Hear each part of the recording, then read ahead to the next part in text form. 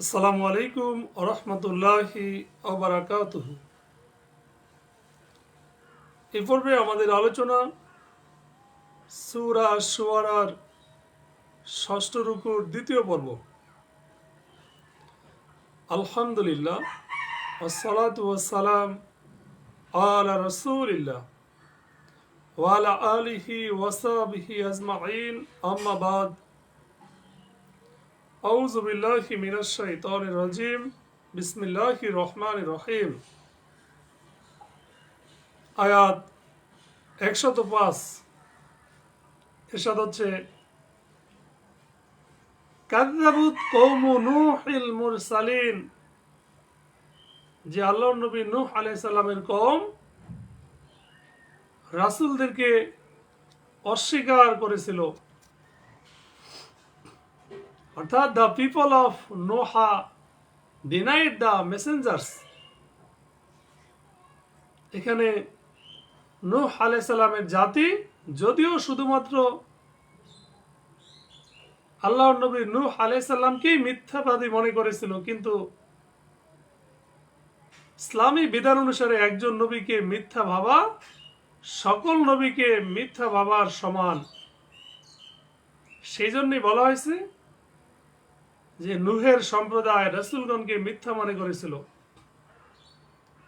ইযে ক্বালা লাহুম, যখন তাদেরকে আখুহুম নূহুন, তাদের ভাই নূহ আলাইহিস সালাম বলেছিল, আলা তাত্তাকুন, তোমরা কি আল্লাহকে ভয় করবে না, তাকে অবলম্বন করবে না।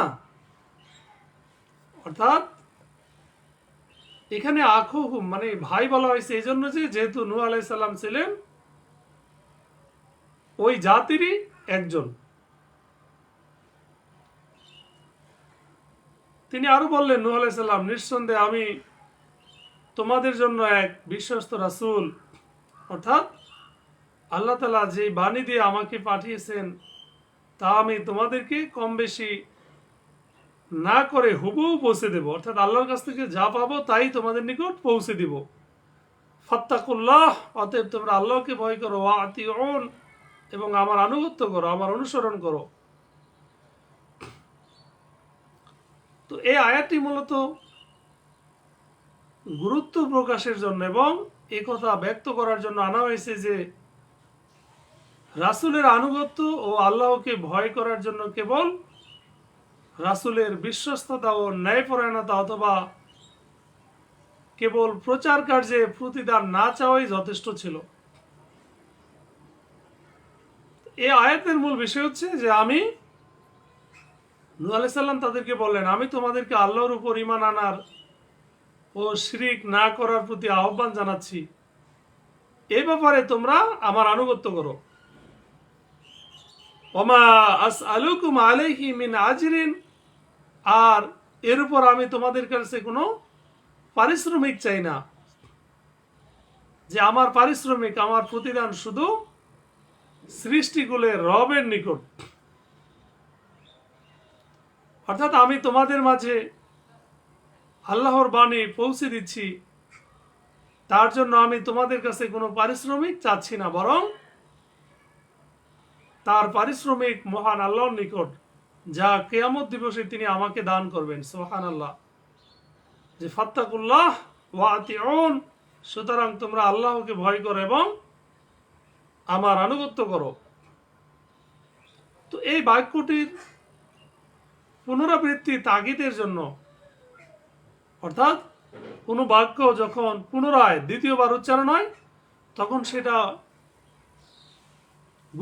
বেশি গুরুত্ব বোঝানোর জন্য ব্যবহার করা হয়।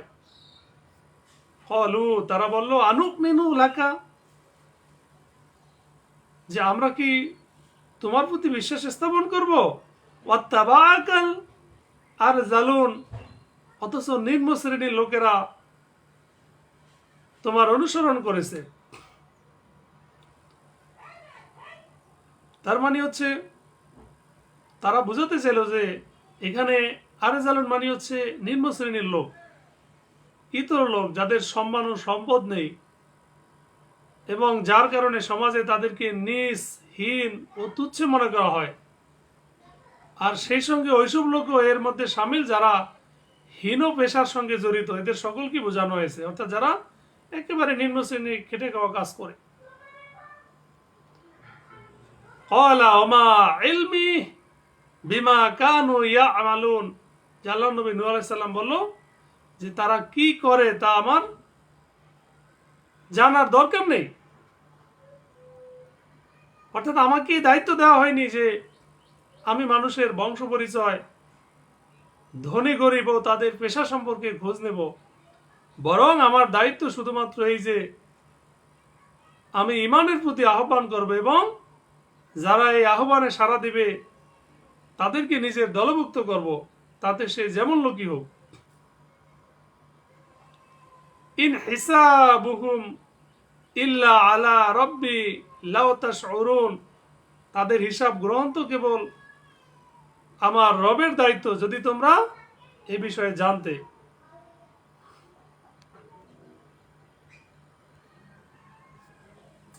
তিনি আরো বললেন, বিশ্বাসীদের তাড়িয়ে দেওয়া আমার কাজ নয়, অর্থাৎ তুমি তোমার নিকট হতে হীন লোকদেরকে তাড়িয়ে দাও, তাহলে আমরা তোমার দলভুক্ত হবো। এখানে এই ইচ্ছার উত্তর দেওয়া হয়েছে।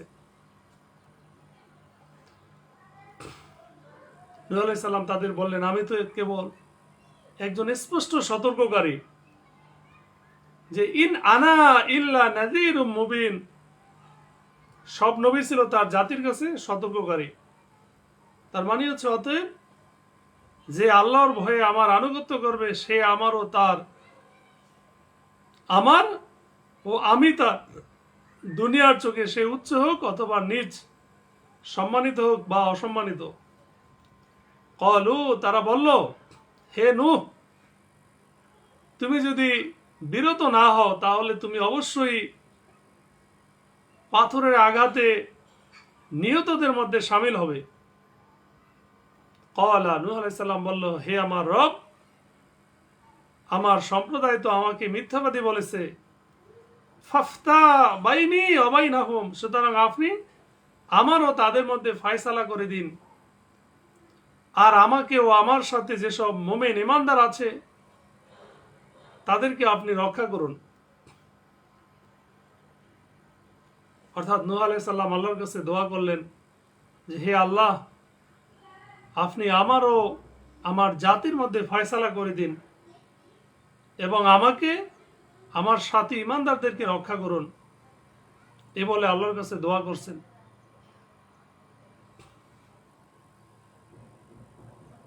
আল্লাহ বলেন আয়াত 119, অতঃপর আমরা তাকেও তার সঙ্গে যারা ছিল তাদেরকে রক্ষা করলাম বোঝাই নৌজানে।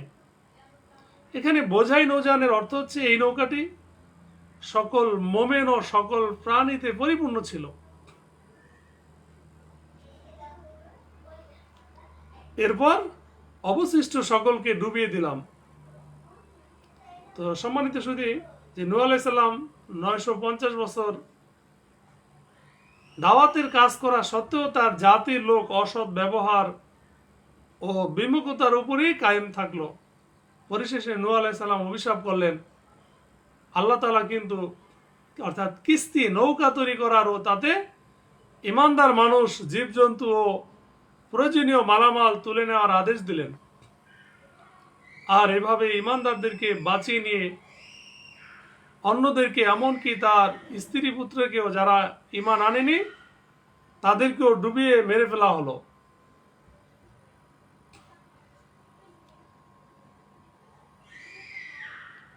আয়াত 121, ইন্না ফি যালিকা লাআয়াতান, নিশ্চয়ই এতে আছে নিদর্শন, শিক্ষা, আর তাদের বেশিরভাগ মুমিন ছিল না। ওয়া ইন্না রাব্বাকা লাহুয়াল আজিজুর রহিম, আর নিশ্চয়ই আপনার রব তিনি তো পরাক্রমশালী, পরম দয়ালু। সাদাকাল্লাহুল আযীম। আল্লাহ তাআলা আমাদের সঠিক বুঝ দান করুক। আমিন। আখির দাওয়ানা আনিল হামদুলিল্লাহি রাব্বিল আলামিন। আসসালামু আলাইকুম ওয়া রাহমাতুল্লাহি ওয়া বারাকাতুহু।